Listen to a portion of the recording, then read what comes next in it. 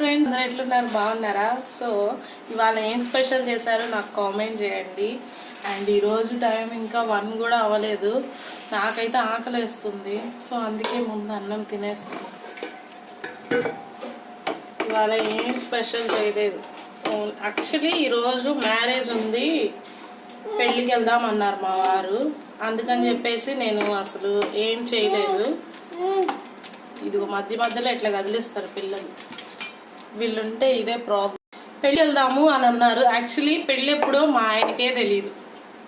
పెళ్ళి నైట్ అయితే భోజనం మధ్యాహ్నం అని చెప్పారు. యాక్చువల్లీ భోజనాలు కూడా సాయంత్రమేనట. సో అసలు ఎంత డిసప్పాయింట్ అయ్యానంటే ఇంకా అప్పటికప్పుడు ఇంట్లో టమాటాలు ఉంటాయి, టమాటాను ములక్కాయ అప్పుడెప్పుడో తీసుకొచ్చినవి ఉన్నాయి. ఇక అవి రెండు కలిపి కర్రీ చేశా. చూసారా, అనుకున్నది ఒకటి అయినది ఇంకొకటి అంటే ఇదేనేమో.